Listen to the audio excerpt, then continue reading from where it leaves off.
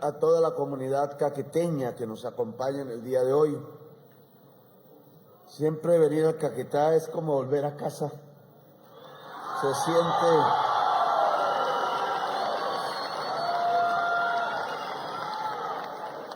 en la historia contemporánea de Colombia, la que he vivido, el Caquetá nos dio en el momento más difícil de nuestras vidas políticas y revolucionarias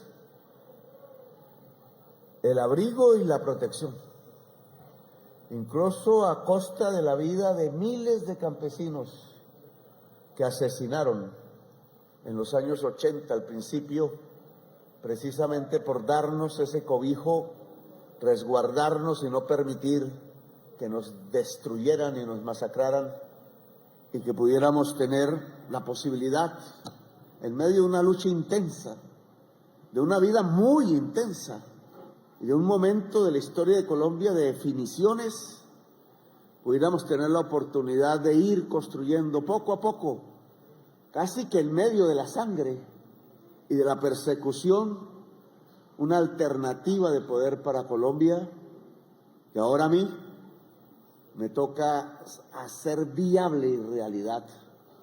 Es como mi responsabilidad histórica ante generaciones de jóvenes que entregaron su vida por este sueño, esta posibilidad, y que tuvieron siempre en el Caquetá uno de los fundamentos de la cadena de los afectos, el amor del pueblo campesino, el amor de la juventud, el resguardo, el abrigo, el cuidado del pueblo sobre unos jóvenes que quizás éramos Quijotes, quizás soñábamos demasiado, pero que fuimos volviendo realidad el sueño de un pueblo de Colombia despierto, de pie, pensante, actuante, que no se deja ya amilanar por la masacre, que no se deja aterrorizar y que está dispuesto a acoger la historia en sus propios brazos y permitir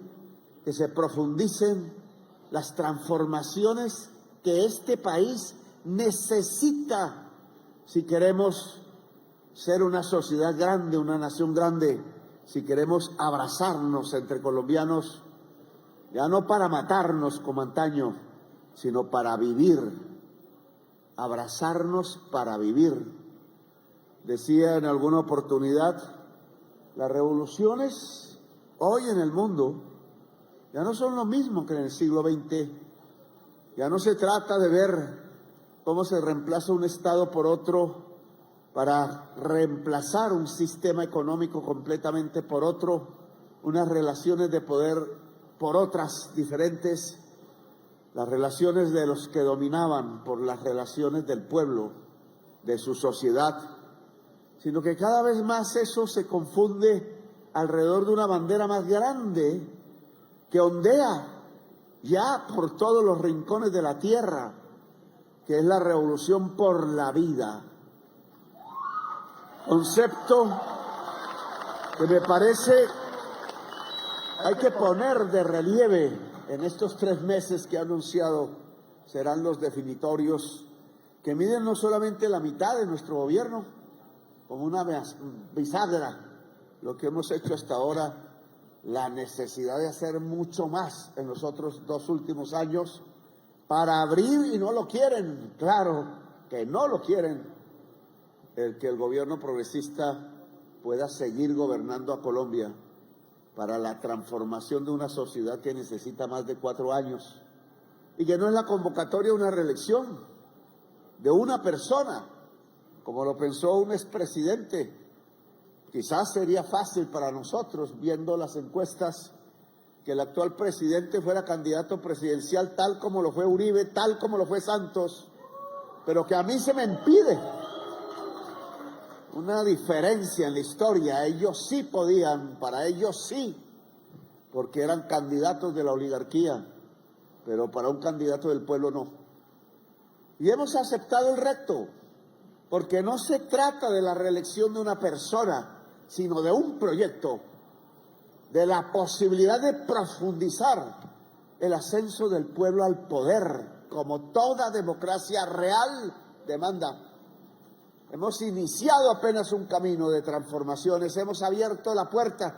Quizás la situación más difícil, la que le toca a uno, porque toca poner el pecho para ventear la brisas y los huracanes, pero quizás más fácil para los que vengan, porque habremos abierto los caminos, las trochas de la revolución por la vida en Colombia.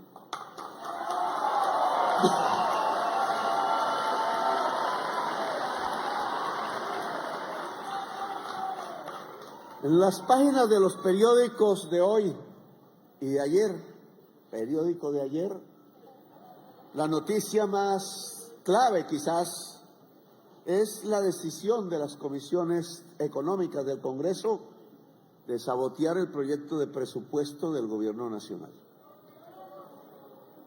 Un tema que hay que analizar por todo lo que significa. El presidente Santos me enseñó, yo a veces aprendo de ellos, una frase que él usaba todos los días y que copió de un político, un estadista europeo, un tanto conservador, Disraeli se llamaba, y que dice que el amor está en el presupuesto. Eso como que lo aprendemos a veces nosotros de jóvenes un poco duramente, y en la vida se sostiene, porque el hombre es proveedor. Y para proveer hoy en estas sociedades y en estos sistemas económicos tan duros, pues toca luchar para proveer. Y luchar al lado de la mujer, porque ya proveer no le basta al hombre. Ya es un trabajo colectivo, un trabajo común de toda una familia, de toda una comunidad, de toda una nación. Poder proveer para los hijos y las hijas, para que vivan mejor y construyan este país hermoso de una manera más fina, más transparente, más pacífica, más democrática, más sabia quizás, porque nuestros hijos serán más sabios que nosotros si somos capaces de irradiar el sistema de la educación pública superior por todos los rincones de la patria. El saber, la revolución por la vida no solamente tiene corazón, sino tiene que tener muchísimo cerebro, porque nos toca proponer cosas que no se han propuesto, cosas que no son entendibles de inmediato y que hay que explicar, como el pedagogo explica a su pueblo, para empezar a mostrar un camino de la razón. La revolución por la vida es también una revolución de la razón y del saber. Por eso aquí cada activista popular no solamente tiene que poner la pasión de la conducción popular y de la transformación, pasión que es la que puede hacer superar el miedo, porque hay miedo y hay razones para el miedo de cambiar. Pero también tiene que poner el cerebro, hay que leer, hay que mirar los principales problemas del mundo y entenderlos, porque la prensa colombiana no nos lo cuenta. Nos toca a nosotros mismos. Este tema del amor en el presupuesto, el amor está en el presupuesto, que decía Santos, es verdad. Si no hay presupuesto, no hay transformación social. Eso lo ha entendido el Congreso de la República en sus mayorías en las comisiones económicas, pero al revés. No sé si estarán pensando en la gran equivocación que han hecho o han tomado al negarle por primera vez a un gobierno decente su presupuesto a través del monto. Esto hay que analizarlo por el pueblo, porque no nos lo cuentan en la gran prensa. Es que si el gobierno de Colombia presentó un monto de acuerdo a su derecho constitucional, que es de iniciativa en el presupuesto de acuerdo a nuestra Constitución, el Congreso debió respetar esa decisión del pueblo. Respetarla, ¿por qué? Porque una decisión contraria como la que se ha tomado, que nos bota a un limbo jurídico bastante confuso, tengo que confesarlo, porque si el Congreso no aprobó el monto como ordena la Constitución, pues literalmente no aprueba el presupuesto. Y según la norma de la Constitución escrita, artículo 348, no el capricho de Petro, como dicen en la prensa, sino la orden de la Constitución, artículo 348, es que si el Congreso no aprueba el presupuesto, entonces se decretará el inicialmente presentado por el gobierno. Eso dice nuestra Constitución, aunque extrañamente ahora en el gobierno del cambio parece que se puede cambiar la Constitución por decisiones de pocos magistrados que son capaces de quitarle el fuero presidencial al presidente, que ordena la Constitución y ordenan 3 sentencias de la Corte Constitucional para abrir el camino de una posible destitución del presidente en los próximos 3 meses. ¡Qué lamentable! Y vamos a poner un segundo tema de discusión, además del presupuesto. Y es que este gobierno le propuso a toda la sociedad colombiana un acuerdo nacional. A pesar de la virulencia de la política con el uribismo, yo invité al presidente Uribe, expresidente Uribe, a mi oficina, que fue la oficina de él durante 8 años, y quería que fuera 12 años, a hablar, no a maltratarnos, como él nos maltrató, usando nuestros teléfonos o diciéndonos terroristas, y ahí sí no hubo una tutela que dijese el presidente Uribe tiene que retractarse, cuando era una mentira. Ahora las tutelas me dicen que tengo que retractarme cuando estoy diciendo verdades.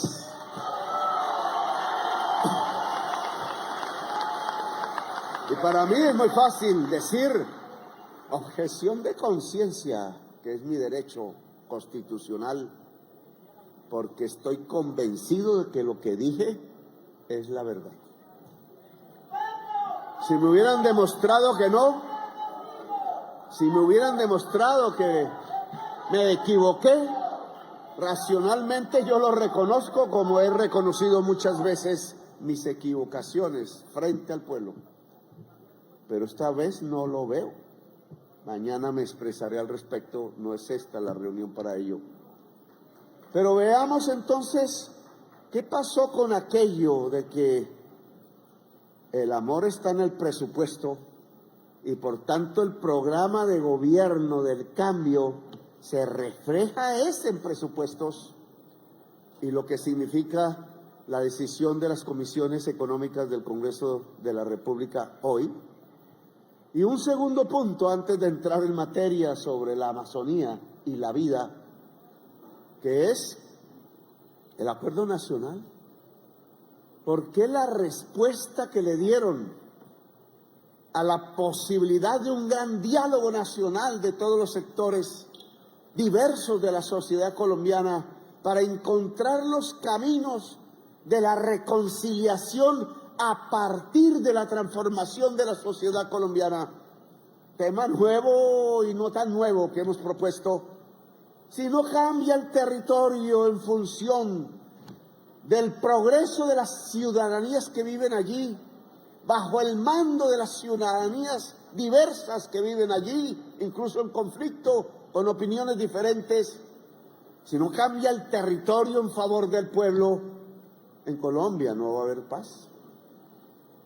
Las décadas de la guerra que Caquetá ha vivido en diferentes fases difíciles de la historia de esta región, de la que hicimos parte con sangre y en la tierra, lo que ha vivido el Caquetá como experiencia y Colombia como experiencia nos muestra que es el abandono del territorio, que es la dejación que han hecho de poblaciones que no tienen el mismo color de piel de quienes gobiernan, ni la misma visión, que tienen su propia historia, que tienen su propia manera de resolver los problemas, su propia ilusión de lo que debe ser la patria colombiana, que esa dejación, esa exclusión, ese olvido, ese silenciamiento al que han sido conducidos millones de personas en Colombia, en lo que llamamos los territorios olvidados o la Colombia profunda o el territorio de la exclusión,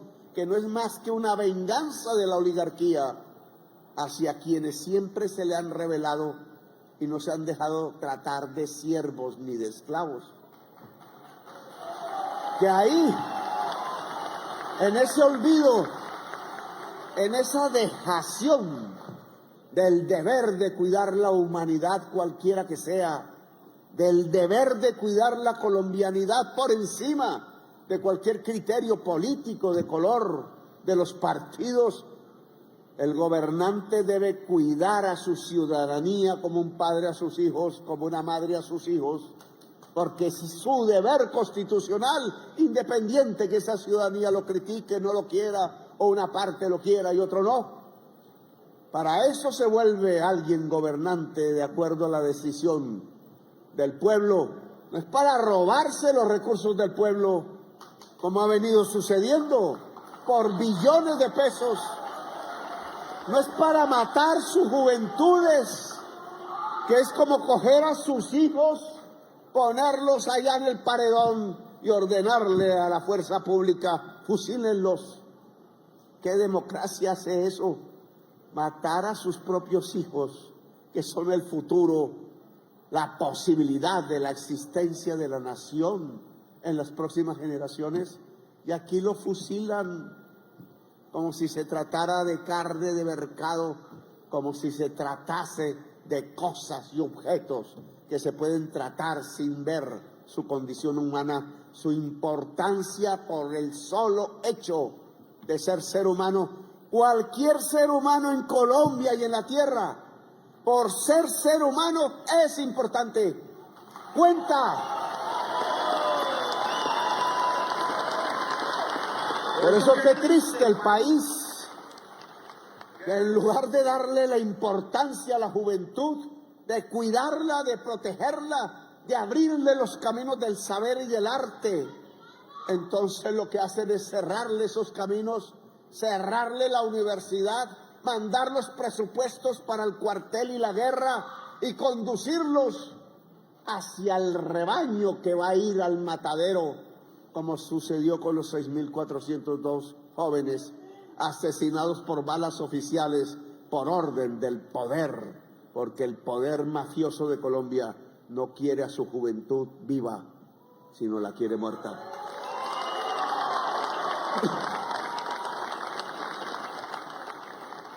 ¿Qué hizo las comisiones económicas entonces? Se burlaron del voto popular.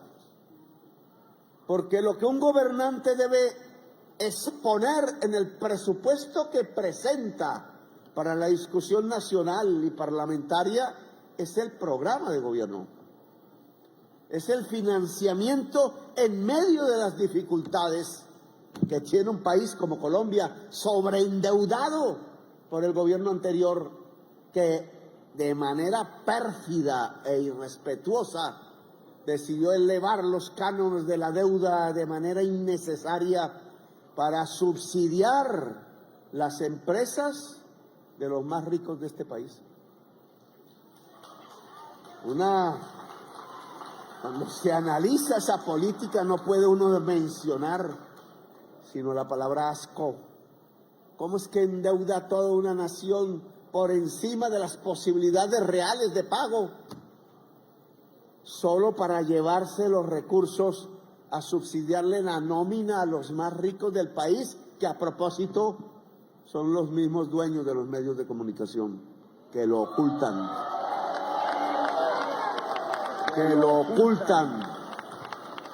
Ordeñaron al pueblo, a un pueblo ya pobre, ya en el hambre, por la pandemia del COVID, como todos la sufrimos y la sobrevivimos, aunque muchos no pudieron. ¿Cómo en medio de esa pobreza sacan más recursos? endeudan más a la gente, como la opción tarifaria, por ejemplo, como los subsidios entregados a los señores de las camionetas de 4 puertas para tener una gasolina barata, mientras le quitaban 26 billones de pesos a la educación y a la salud de Colombia. ¿Cómo ordeñaron más un pueblo pobre y con hambre para entregarle esos recursos de ese pueblo pobre y con hambre a los más ricos y opulentos, al rico epulón de Colombia?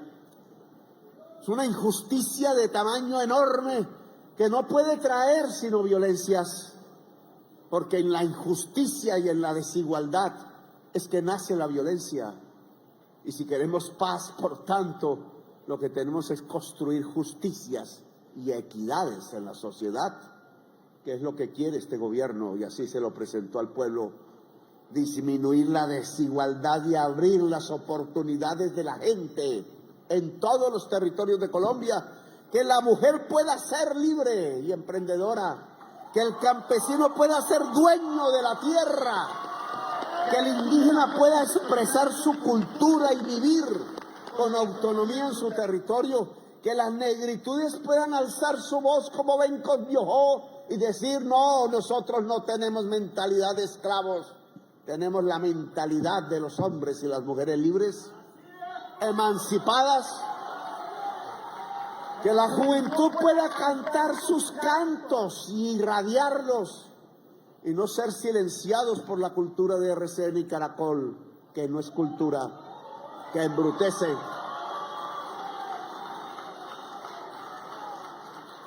Eso, que es lo que queremos se exprese en el programa de gobierno para que se exprese un pueblo libre, es lo que las comisiones económicas en el día de ayer dijeron no. Porque la decisión de esas comisiones tiene una pretensión que la prensa no cuenta. La pretensión es reducir el gasto social en Colombia. El poder de ayuda del Estado al pueblo, mientras se mantienen, eso sí sale de primeras por los software de la contabilidad nacional y del presupuesto, las partidas que van a entregarle los dineros públicos a los dueños de las concesiones y peajes de las 4 y 5G, que en Colombia son los mismos banqueros, es decir, los hombres más ricos del país. Para ellos sí, primero, pero entonces se le recorta el presupuesto a los demás, a los pobres, a la reforma agraria, a los que firmaron la paz, a los que quieren una vivienda digna, a los que quisiéramos abrir universidades por toda Colombia y mejorar la educación pública. Se encontraron la fórmula que ellos creen, ya lo veremos, eficaz para que el programa de gobierno del gobierno de cambio no se financie y por tanto no se haga. Ese es el mensaje. No es cierto, como dice la congresista Angélica Lozano. Yo digo que con perfidia, que entonces, ¿cómo así que una reforma tributaria si no hemos ejecutado? Dos mentiras al mismo tiempo, dos venenos al mismo tiempo, porque sí hemos ejecutado los presupuestos de 2 años y los más altos en la historia de Colombia. Sí hemos ejecutado, solo que a ellos les parece que ejecutar es hacer la autopista de doble calzada que se entrega al emporio económico para tachonar la autopista de peajes, que eso es ejecutar, y que en cambio entregarle tierra al campesino y saber al niño y a la niña no es y no es válido. Perfidia, claro que hay ahí, porque no se entiende la prioridad que ha hecho este gobierno, que no es cómo llenarle la panza al que ya la tiene llena y es rico, sino cómo llevar algo para cubrir la necesidad del más humilde, del más pobre, de la más perseguida, de las juventudes populares de este país. Y eso es precisamente lo que ataca a las mayorías de los partidos tradicionales de las comisiones económicas, olvidando la responsabilidad del congresista. Y claro, me van a decir ahora, porque critico y siempre he criticado, y la libertad de crítica es esencial en una democracia para cualquier ciudadano, desde el portero de esta universidad hasta el presidente de la República. Al final, todos y todas somos presidentes de algo, como decía el compañero camarada, somos compañeros presidentes en la vida, en un barrio, en una esquina.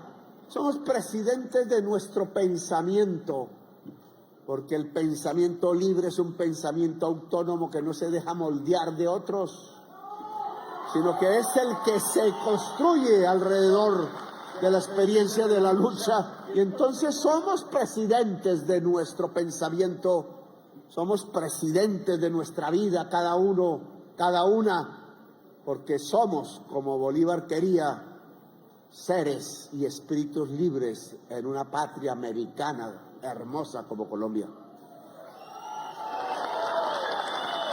No es cierto que no hayamos ejecutado y que por tanto entonces no hay que ver cómo se recogen los recursos para pagarle la deuda al irresponsable de Duque que la dejó. Claro que nuestro camino sería más fácil si dijéramos no, nosotros rechazamos esa deuda, no es legítima, porque se hizo a espaldas del pueblo, porque se hizo con sevicia y a traición, como usa principal arma de la política tradicional de Colombia, que le responde a una propuesta de acuerdo nacional con un golpe de Estado, la puñalada trapera, que es la forma como se hace política tradicional en Colombia. Nosotros no usamos la puñalada trapera, usamos la verdad, la franqueza, y se la contamos al pueblo. Están destruyendo la financiación del programa de gobierno porque las mayorías de la Comisión Tercera, a pesar del voto popular y de la decisión del pueblo del 2022, quieren sabotear esa decisión. Por eso la ley de financiamiento no aparece analizada en la prensa. Dijeron que no antes de leerla, antes de conocerla, venían diciendo que íbamos a ponerle impuestos al pueblo. Este gobierno no aumenta los impuestos al que tiene hambre, no le pone el IVA a la sopa, como hizo un economista bastante decadente, el señor Carrasquilla, que mientras hacía los negocios con el agua de la gente, tan esencial para la vida, le iba poniendo IVA a la sopa en medio del hambre del COVID, generando el estallido social que no fue por nosotros, como dice la Cabal, fue por la estupidez y brutalidad e insensibilidad social del gobierno de Duque, que no entendió que era un desastre ponerle impuestos a los pobres cuando los pobres sacaban los trapos rojos en las casas porque no tenían con qué comer en medio de la pandemia, para llevarse la plata a los ricos y subsidiarle las nóminas y hacer los grandes peculados con las EPS, que se silencia la prensa, billones de pesos del pueblo perdidos, comprando jets privados y campos de golf, y usando el dinero que es para salvar al anciano, a la vieja, a la mujer, al niño, en la codicia del propietario de las EPS, muchos de ellos amigos de los políticos de Colombia.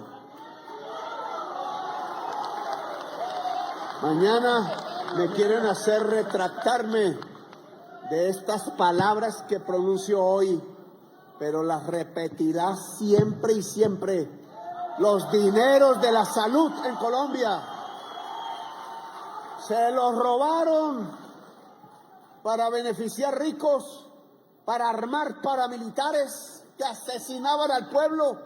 En vez de llevarle al pueblo la salud, el médico y la médica, le llevaron, fueron los asesinos para masacrarlos con los dineros de la salud. Y claro que sí hubo, señor Germán, ¿cómo es? Vargas Lleras, presidente aspirante eterno, director de Cambio Radical.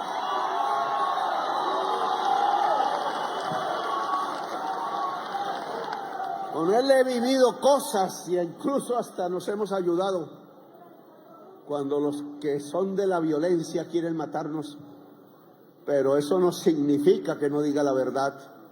Claro que es una falta de ética que mientras él tenía a su hermano en la junta directiva de la nueva EPS, en donde se estaban presentando robos enormes del erario público, él le indicaba a su partido de manera pública y en textos públicos que estaba en desacuerdo con la Ley 100, que no quería la reforma a la salud, que ayudó a sabotear activamente otro sabotaje más, el que el Congreso de la República pudiera cambiar el sistema de salud para entregarle una salud más digna al pueblo y no una salud de negocios a los más ricos.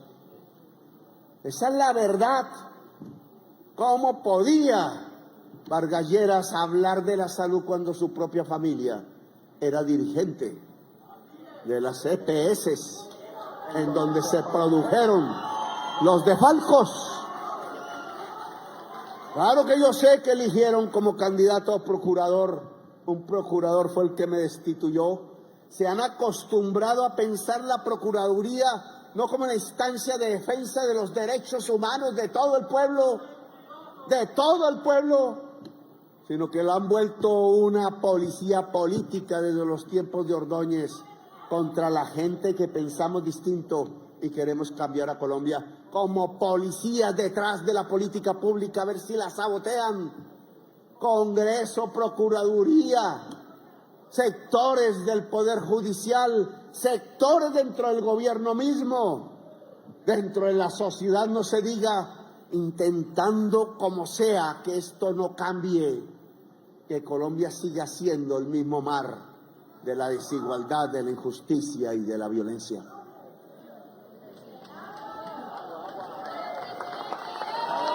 Vamos a ver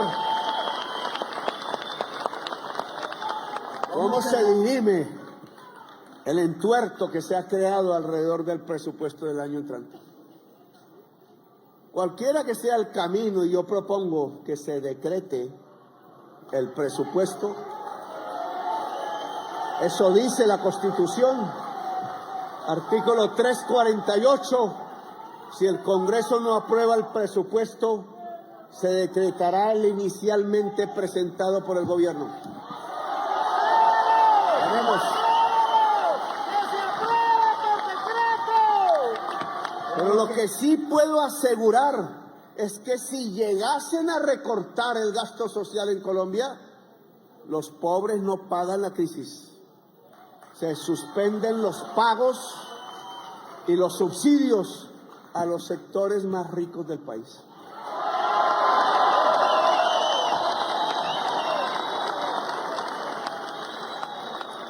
Y surge una gran pregunta entonces, segundo punto. ¿Y del acuerdo nacional qué? Yo puse como ministro de Interior hace poquísimo tiempo al doctor Cristo, liberal. No votó por mí, bueno, al final creo. Persona de otra manera de entender las cosas, porque en una democracia los que pensamos diferentes tenemos que entendernos. Eso es una escuela, una pedagogía. No es como Laureano Gómez pensaba, no es como los asesinos de Gaitán pensaban, no es como esa élite que se mató, no entre ellos, porque entre ellos tomaban whisky, sino que hacían matar al pueblo por una bandera roja o una bandera azul. 300,000 pueblos sin que haya una condena siquiera de los que produjeron los crímenes y que continuaron después. No, los que piensan diferente deben morir, dice el César de Colombia. Mataron la Unión Patriótica, aquí están los cadáveres de un movimiento que llegó a ser mayoría en el Caquetá, y a cuyos líderes los mataron, incluido porque es una especie de muerte el que era el representante a la Cámara de la UP, que la prensa silencia, el señor Márquez. Hoy es el Satanás, pero ese señor firmó la paz porque se había convertido en guerrillero de la FARC, porque si hubiera seguido de parlamentario de la UP, le hubiera pasado lo que le pasó a todos los parlamentarios de la UP. Los asesinaron. Y ese pedacito de la historia no se cuenta. Es que esa destrucción de la UP trajo como consigna el que no era posible la paz y llevó a muchos jóvenes a la guerra. Una guerra que hasta ahora termina. Y eso, año 2016. Y a este Márquez, que era el representante a la Cámara del Pueblo, maestro creo que era, del Caquetá, le tendieron la trampa aún después de firmar la paz para, por debilidad mental de ellos, conducirlos de nuevo a la guerra y matarlos en país extranjero. Ahora tenemos que recoger esos entuertos. Les propusimos el diálogo, ser parte del acuerdo nacional, a ellos y a los otros y a todas las letras de abecedario que usan, al ELN y al MC, y ahora es al MC del señor Mordisco y al MC del señor Calarcá y no sé cuántos MC más, porque se está recreando la idea de la violencia en Colombia y de que el trámite no se hace a partir de hablar entre los diferentes, acordar, como habla la humanidad, sino de matarnos entre nosotros e incluso matarse entre ellos en masacres innumerables y colocar al pueblo de esclavo y obediente, olvidando que la consigna de todo revolucionario no es cómo se controla y domina al pueblo, sino cómo se hace libre al pueblo y se le obedece. Olvidos terribles que tienen que ver con realidades concretas, no es porque sí. Decía yo que la sotena del padre Camilo Torres estaba siendo reemplazada por las consignas de Pablo Escobar. Duro decirlo, claro, no les gusta a ellos que hay una nueva realidad de la violencia en Colombia, y es que ya no estalla por la bandera azul o roja, ya no estalla por la idea de cambiar un estado por otro y de llevar el pueblo al poder, sino que estalla por la codicia de los negocios, y que ese es el motor central de esa violencia que aún se resiste a aparecer. Nosotros les propusimos un diálogo, un acuerdo, no porque el gobierno sea pendejo, no porque Petro sea bobo. Si yo también caminé las trochas y las montañas, sino porque es la posibilidad de construir una nación sobre el principio de la justicia, es la paz. En lugar de traquetear, ayudar a que el pueblo de Colombia salga adelante. Mars, señor Mordisco, salen fotos con la bandera roja, con la hoz y el martillo en amarillo, recordando las viejas luchas del poder socialista y comunista que detuvo a Hitler con tanto heroísmo en Europa, que es parte de la historia de Colombia, de las cooperativas campesinas a las que bombardearon como bombardean Gaza hoy, algún presidente iluso con nieta actual heredera que se le ocurrió que bombardear campesinos era la opción mejor para librarse del comunismo y desató una guerra de 75 años. Historia, sí.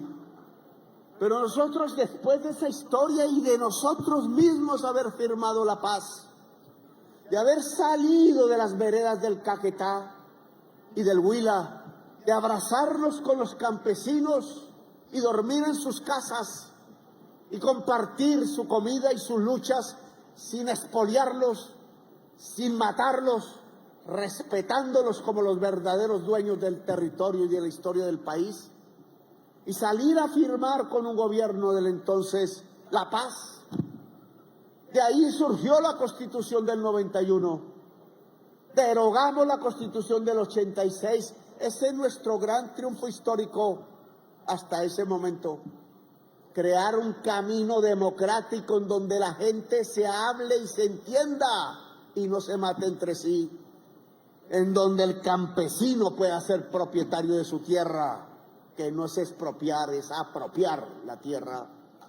Y donde el joven pueda estudiar y la joven. Y donde salir de Colombia no sea la opción única que queda. Porque ¿por qué nos vamos a ir del paraíso que no vamos a encontrar en ningún otro lugar de la tierra? Porque no existe un lugar tan bello como el país de la belleza.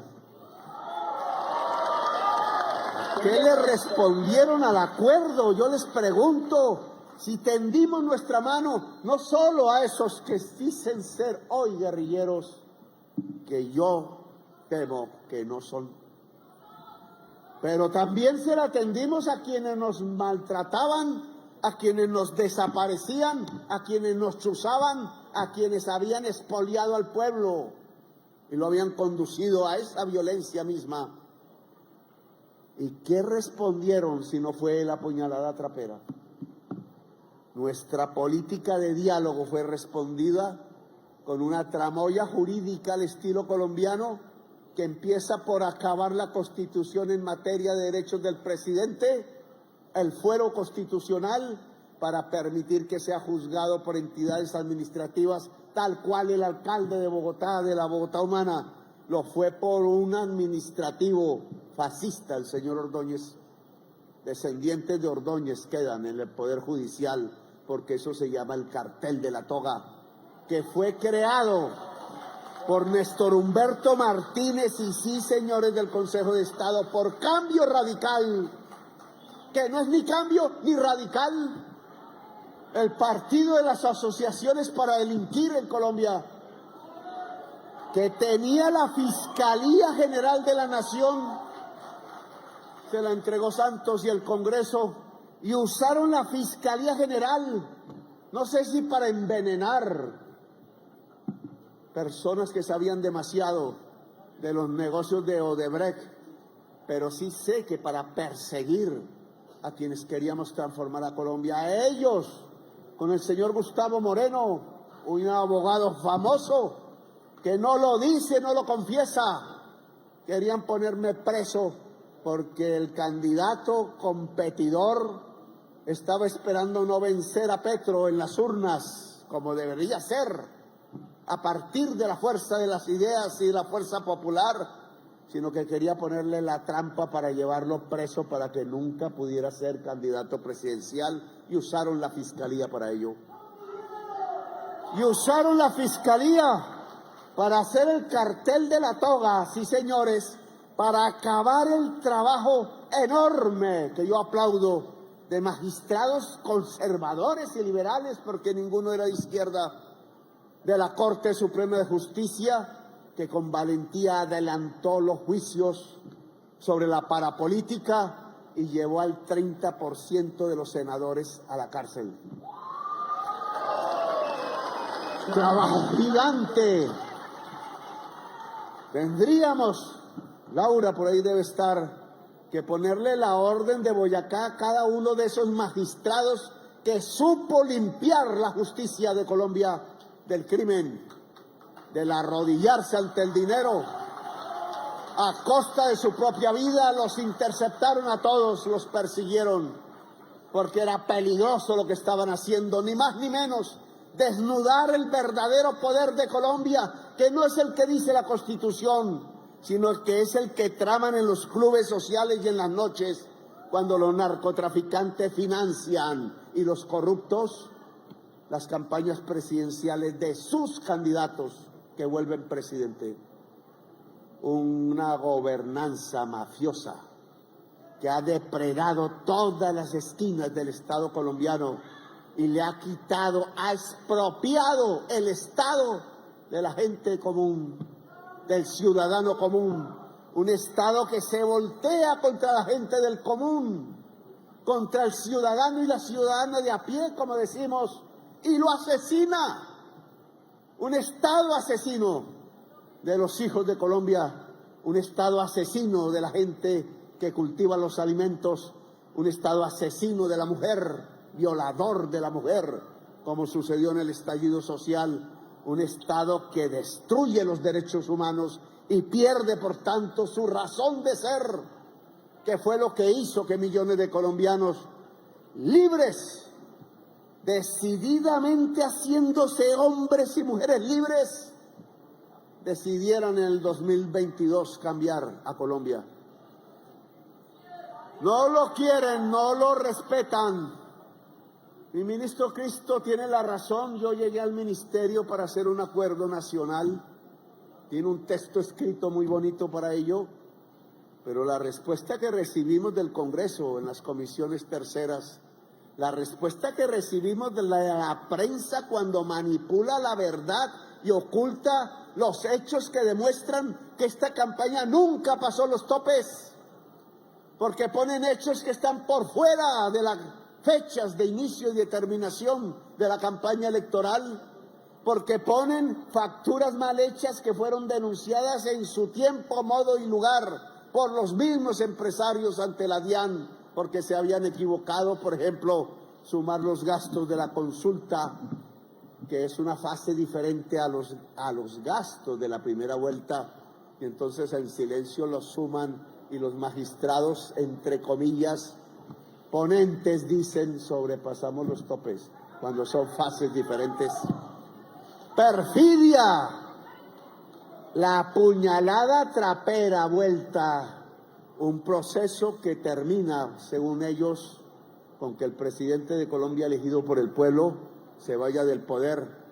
Hoy me respondía Efraín Cepeda, no, yo no sé si él o no, pero la ley de Colombia diría que si el presidente y la vicepresidenta son destituidos por la comisión de acusaciones, que fueron los elegidos por el pueblo, entonces el presidente de Colombia es el presidente del Senado de la República. Y dice, oiga, respétenos. Eso es lo que dice la norma y eso es lo que pasaría si la puñalada trapera se vuelve realidad. ¿Y quién eligió a Cepeda como presidente de Colombia? Nadie.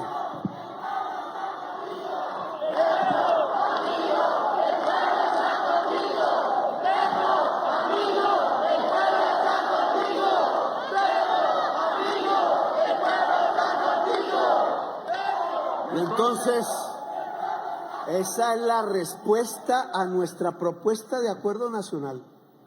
Unos allá matando jóvenes policías y jóvenes soldados porque les quedó grande la paz, les quedó grande el encontrarse con el pueblo en su lucha y obedecerle. Prefieren los espacios del poder chiquito, enano, del que controla la fuerza una vereda e incluso elimina su población. Les quedó chiquita la paz. Yo les digo, pónganse en grandes y abracen la paz. Dejen crecer un corazón y un cerebro enorme a favor del pueblo y dejen la pequeñez, la perfidia, el negocio, el business. ¿Qué más capitalista que el business? ¿Y qué más antirrevolucionario que el business vuelto política? Pero también a los otros, los de arriba, le dijimos a los banqueros, ¿de acuerdo? Lo demostramos. Gastamos horas para que una parte del ahorro del público se vaya a la producción, porque la riqueza de un país está en la producción, en sembrar yuca, en hacer chocolates en las zonas en donde hoy se cultiva hoja de coca. Demostramos caminos de acuerdo por encima de mi orgullo personal y mi posible soberbia, porque me habían interceptado las comunicaciones y habían puesto los agentes del DAS a perseguir a mis niños menores de edad en su colegio, sacándole fotos de las clases y viendo a qué hora salía y a qué hora no entraban. Aún sobre esa base, porque no se puede odiar si nos llena de odio el corazón, no somos hombres para gobernar y no somos hombres ni mujeres para hacer la paz. Para hacer la paz hay que dominar la soberbia. Y ahora los soberbios son ellos. Les propusimos acuerdo y creyeron que era arrodillarnos.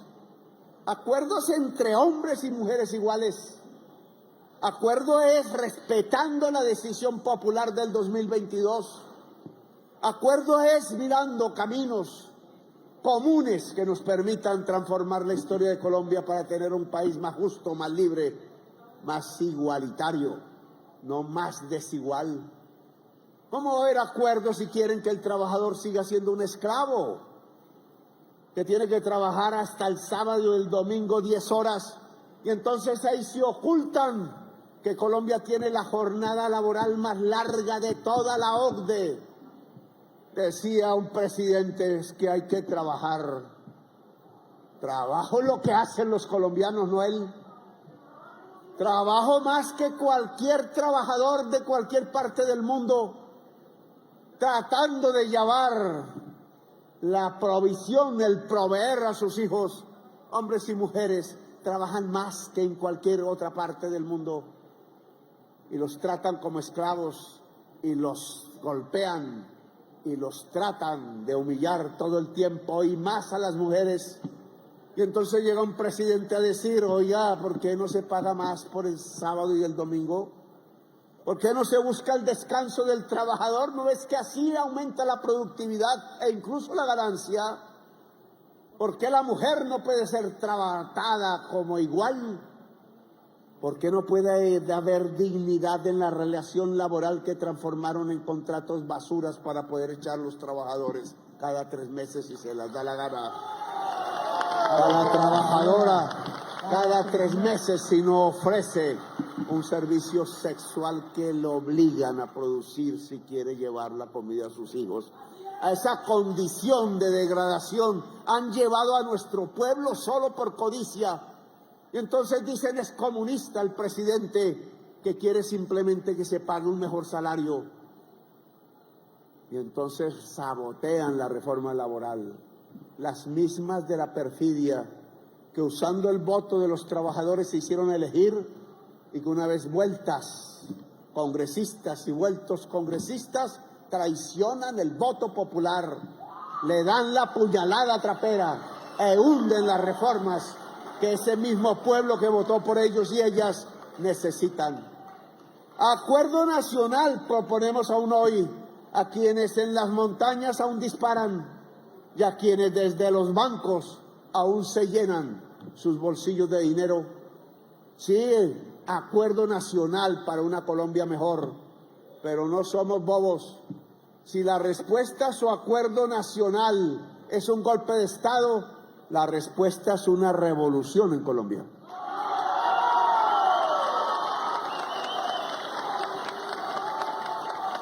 Y pronunciadas estas palabras, entonces nos van a decir, Petro no puede seguir vivo. ¿Cómo se le ocurre decir eso? Eso tiene como costo la muerte del presidente como Allende. Y lo preparan 3 fuentes distintas con la misma versión, ocultada por la prensa y por algunos sectores del Estado, mostrando cómo van a matar al presidente de la República. De esto hablaremos más tarde, pero es cierto que la consigna, y ahí la puñalada trapera, la respuesta a nuestra oferta de acuerdo nacional es cómo matan al presidente o cómo lo tumban. Y eso no va a producir sino violencia por generaciones adelante.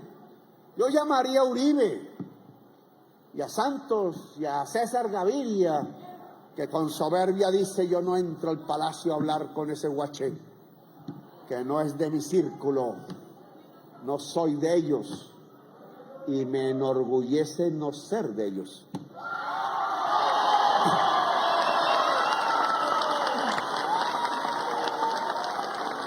Oiga, Uribe, dígale a su amigo Prada que lo ayudó a comprar testigos en una mala pata que metió, que no es nuestra culpa ni siquiera, porque como oposición hemos sido caballeros y damas con el uribismo.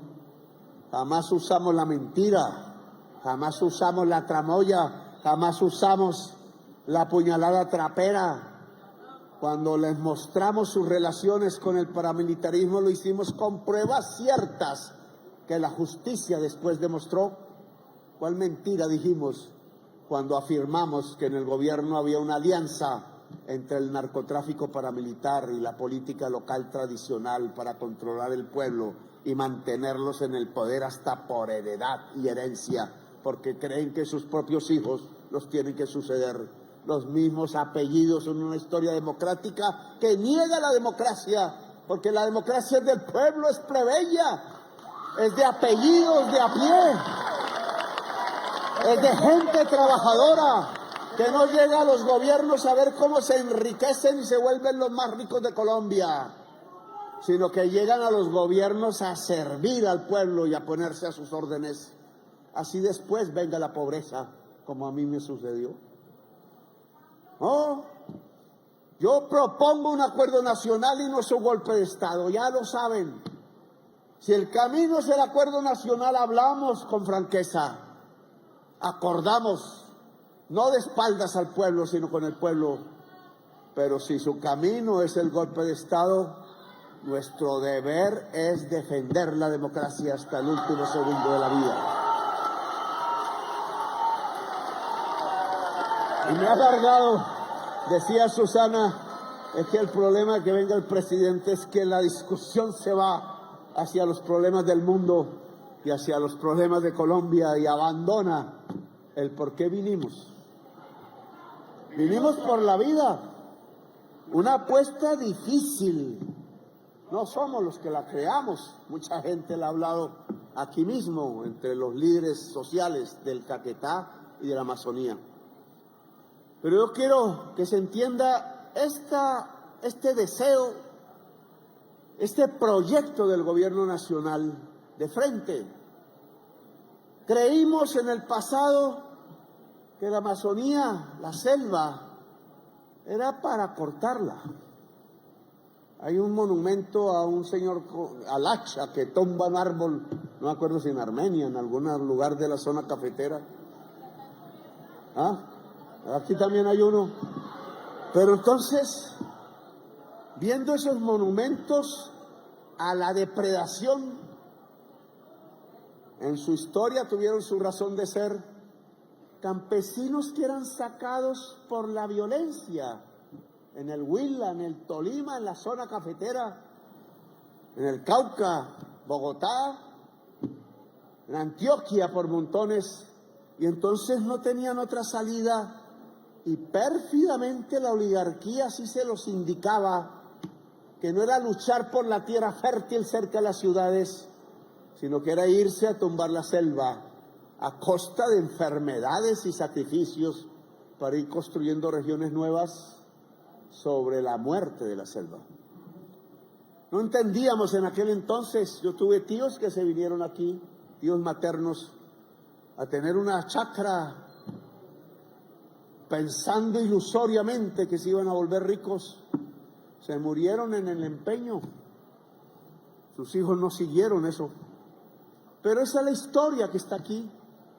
Campesinos que venían huyendo de la violencia liberal, unos que se ubicaron donde después se ubicó el M-19, en el Orteguaza, y campesinos que venían huyendo de la violencia conservadora, que se ubicaron en el otro río, el río Caquetá, donde se ubicó la FARC después. Cosas a estudiar, por qué unos allá y otros acá. Pero así se fue construyendo esta región y las generaciones fueron pasando ya, y los que habían sido expulsados por la violencia de aquel entonces o son ya muy viejos para contar la historia que deben contarla, o murieron ya. Y hoy tenemos la heredad de ese problema y otros nuevos que han venido con los tiempos, porque el monumento de tumbar el árbol resulta que no es posible en el mundo actual. Si nosotros tumbamos el árbol, tumbamos la vida de la humanidad. Mire esa paradoja. Hay una relación que los indígenas sabían de antemano hace milenios. Nos la contaban y a veces la creíamos y a veces no. Los UA, por ejemplo, que me piden un mensaje de apoyo, Roberto Covaría, yo siendo joven, 33, 34 años, habiendo estudiado en Lovaina, donde estudió el sacerdote Camilo Torres Restrepo, antes de irse a la guerrilla del ELN, estudié las relaciones entre desarrollo y medio ambiente, que era un nuevo discurso que aparecía en la humanidad. Oiga, lo que llamamos desarrollo, ¿sí es desarrollo? ¿Desarrollo es tumbar el árbol? ¿O estamos perdiendo lo esencial cuando tumbamos el árbol? Pues hoy podemos tener más claridad, en aquel entonces quizás no. Pero hoy sabemos lo que está pasando. Hoy la tumbada del árbol es que perdemos capacidad de absorber de la atmósfera CO2. Y al mismo tiempo que aquí absorbemos CO2 porque tenemos la esponja más grande de América, varios países en el norte están expidiendo a la lata CO2 por la codicia de vender, producir más y ganar más, que es el capitalismo. Y esa paradoja tiene al borde de la muerte a la humanidad toda. No lo cuenta la prensa como no cuenta tantas cosas y verdades. Parece un problema menor, lo tratan como si fuera de los temas del jet set, ¿cómo es que dicen eso? Y de la distracción, como para que la gente no sepa que estamos viviendo los años, esta generación, la que vive hoy, vieja y joven, estamos viviendo los años de la extinción de la humanidad si no nos movemos ya. Porque el CO2 acumulado en la atmósfera está produciendo el cambio del clima y la vida ha muerto 5 veces en el planeta Tierra en forma general cada vez que hay un cambio del clima. Olvidamos nuestra propia historia vital y creemos entonces que este cambio del clima que percibimos hoy y que cada vez es más grave no va a pasar como si nada a la sociedad y a la gente, y resulta que nos pone al borde de la extinción. La palabra que se han inventado los científicos, porque esto no lo dicen los políticos, esto no lo dicen sino algunos periodistas, esto lo dicen los científicos, es que la cantidad de CO2 ya acumulada de manera irreversible en la atmósfera cambia el clima de tal manera que la cadena débil, sutil de la vida que encadena a unos seres con otros está rompiéndose. Y si se rompe, no solo muere el ser invisible y microscópico, sino se muere lo más poderoso que ha creado la vida en todo el universo, el ser humano y su cerebro. Estamos a puertas de la extinción. Y se oculta, así como en la película, no sé si la han visto, porque hay que pagar para verla. No mires al cielo, no mires arriba. Una película de ciencia ficción que calca este momento. El director nos quiere mostrar este momento, no donde viene un meteorito a destruir la Tierra, entonces dicen no miren arriba, mientras siguen vendiendo en los supermercados hasta que llegue el último momento de la existencia, como llegó. La película tiene un tramo final, y es que los ricos de los ricos han construido una nave espacial y han detectado un planeta donde hay vida, a donde se van con sus familias, mientras el resto de la humanidad perece en la Tierra. Ellos sí se salvan.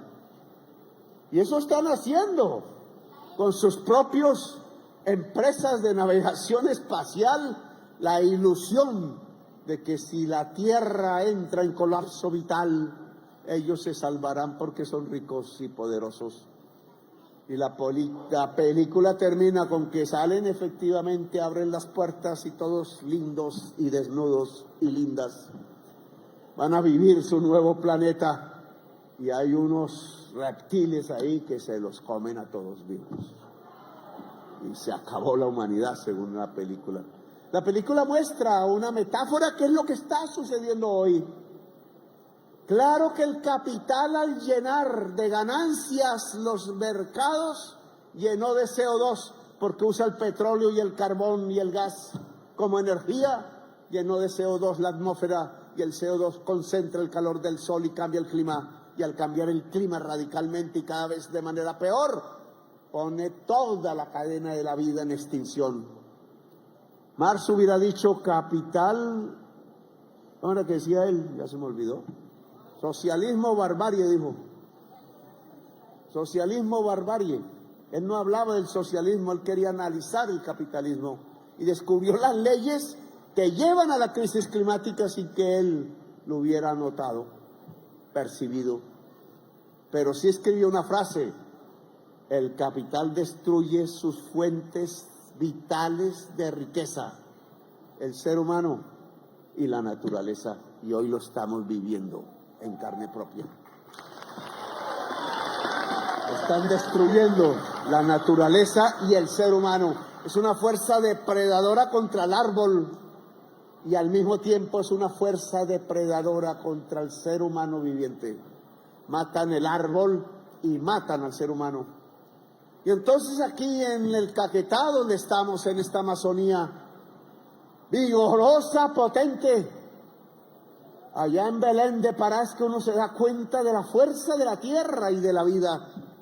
Cuando ese enorme río Amazonas, como un mar de agua dulce, llega al mar de agua salada y todo es vapor, y ese vapor del calor y la humedad se vuelve ríos voladores que en este territorio, por ejemplo, van hacia la cordillera oriental, se nos olvidó, y allá en los páramos esas maticas de 200 años frágiles transforman en agua, y ese es el agua de Bogotá.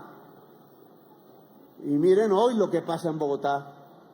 Un alcalde que cree que con la solución de Mocos puede provocar una solución que era para una coyuntura de unos meses, ahora cree que puede solucionar lo que ya es irreversible, lo que no cuenta la prensa, y es que no va a haber más las mismas cantidades de agua que tenía la sabana de Bogotá, trayendo el agua de la Orinoquía y quitándose la Orinoquía para hacer negocios inmobiliarios de barrios y barrios en donde se llenaron los ricos de las empresas constructoras los bolsillos y los bancos. Para ello tenían que llevar el agua de la Orinoquía y no se percataron que mientras traían el agua de la Orinoquía, la selva la iban tumbando cada vez más, alejándola de la cordillera oriental. ¿Y qué creen que sucede cuando pasa eso? Los ríos voladores ya no llegan a los páramos. Los páramos se han calentado más y las maticas no sacan el mismo líquido del vapor de agua. Y entonces cada vez hay menos agua y será irreversible para la sabana de Bogotá y su gran ciudad, la capital de Colombia. Las soluciones son otras. Implica cambiar un negocio sobre la tierra en la sabana de Bogotá. Implica acabar la especulación inmobiliaria. Implica pensar en el llano como una posibilidad que acoja más población de la sabana, estimular, abrir las haciendas a la producción campesina, a la agroindustria, abrir las universidades, ir donde está el agua como hizo la humanidad hace milenios y no llevarse el agua donde no está para tratar de sustentar un negocio inmobiliario y especulativo. Pues miren la importancia de la Amazonía. Entonces, lo que considerábamos era ¿cómo se decía? Las plagas, la maleza. Vinculamos la palabra maleza a mal. Es lo malo, hay que cortarla. La selva es maleza. Miren lo que sucede hoy. Sin la selva no hay vida de la humanidad en todo el planeta. Miren qué importantes somos aquí en esta región, porque tenemos una de las llaves maestras de 3 o 4 que permiten la existencia de la vida humana en el planeta Tierra. Eso se lo contamos a Calarcá y a Mordisco, no sé si entendieron. Yo creo que Calarcá más percibió que había una posibilidad para el campesinado de esta región, que no es tumbar la selva, sino volverla a crear, que es el programa del gobierno. En cambio, Mordisco prefirió seguir traqueteando el coltán, la extorsión en el Guaviare, los laboratorios de cocaína. ¿Qué le importa a la selva? Lo que le importa es el business. Y miren la equivocación, porque si pensáramos bien, armados y no armados, la población civil de primeras, lo que ha propuesto este gobierno es que salvar la selva solo puede hacerse si la población que está en la selva lo quiere y nos ayuda. Que es un cambio de mentalidad, porque esa idea del monumento tumbando el árbol, tenemos que volvernos sembradores de árboles. Una diferencia de 2 generaciones, pero total. El pueblo de la Amazonía se tiene que convertir no de tumbadores de árboles para abrir las praderas a una ganadería ineficiente, sino que se tiene que volver sembradores de árboles, que es, compañero, sembradores de vida. El pueblo de la Amazonía tiene que ser el pueblo que siembra la vida en Colombia y en el mundo. Bien lo decía usted, compañero joven, científico, no son laboratorios de cocaína lo que ya necesitamos aquí, eso nos trae sino muerte. Son laboratorios de vida. Y los laboratorios de vida es la recreación de la selva, revitalización o como queramos llamarla. Y la posibilidad de revitalizar la selva es cambiar la mentalidad del hombre y la mujer. La mujer yo creo que ya la cambió. La mujer, por su función de cuidadora de la vida, ya sabe que se necesita cambiarla, cuidar la selva, no tumbarla. Los hombres somos un poco más atrasados, más atravesados, menos creyentes en la vida y más en el riesgo de la muerte, como José Estacio Rivera, precisamente escribiendo sobre la selva y sobre las caucheras y el genocidio que hubo en Colombia de los indígenas. Lo escribió con valor en su vorágine. Antes de conocer mujer alguna, jugué mi corazón al azar y me lo ganó la violencia. A los hombres nos corresponde el triste papel que a veces sacrificamos el amor porque nos gana la violencia, el orgullo, el macho. ¿Quién aquí vive, usted o yo? Y se matan. Cuando tenemos es que hacer laboratorios de la vida y no de la muerte. Por eso a ese Calarcá y aún a ese Mordisco, si es que tiene un espacio para pensar qué significa su bandera roja, que no es traquetear, sino es luchar por el pueblo y los trabajadores y por la vida. Si le queda ese espacio antes de poner los drones a matar jóvenes soldados y policías, a seguir la matanza en Colombia, desde las caucheras más atrás que viene, ese espacio de reflexión es el acuerdo. Si la Amazonía es tan importante para la vida humana, entonces ¿por qué no se paga a la población de la Amazonía por cuidar ese hecho tan importante que es cuidar la vida de la humanidad? Esa es la propuesta que hemos hecho. Pareciera ilusoria, romántica, quijotesca, como lo hemos sido toda la vida. Porque si los Quijotes gobiernan, gobierna la justicia. Y Dulcinea también.